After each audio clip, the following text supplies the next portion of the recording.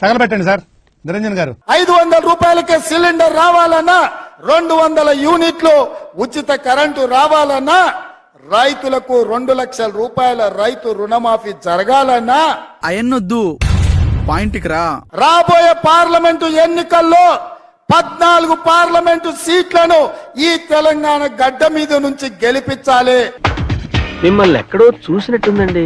Flash back. మా అక్కలకు current bill నుంచి విముక్తి కలిగేనికే వచ్చే నెల బిల్లు కట్టక 200 యూనిట్లు ఉచితంగా మీ ఇంటి బిల్లు సోనియమ్మ కడుతుంది. 200 యూనిట్ల వరకు వచ్చే నెల ఎవరు పేదోళ్ళు మీ బస్తీలలో కరెంటు బిల్లు కట్టాల్సిన పని లేదు. ఓకే సెకండ్ అండి. నేనేం చెప్తున్నా అంటే రుణమాఫీ అయిన వాళ్ళు అందరూ ఎంబడవై మళ్ళీ 2 లక్షల రుణం తెచ్చుకోరి. డిసెంబర్ 9 నాడు నేను అవి మాఫీ చేస్తా. రుణమాఫీ అయిన వాళ్ళు అందరూ ఎంబడవై మళ్ళీ 2 లక్షల రుణం తెచ్చుకోరి. డిసెంబర్ 9 నాడు నేను అవి మాఫీ చేస్తా.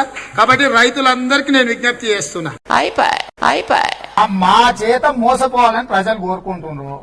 సరే వాళ్ళది కోరుకున్నప్పుడు మాదే ఉంది, రోగి కోరుకున్నది అదే, డాక్టర్ ఇచ్చింది అదే అన్నట్టు ఉంది వ్యవహారం. ఎందుకు పుడతారో కూడా తెలియదండి మనుషులు కొంతమంది.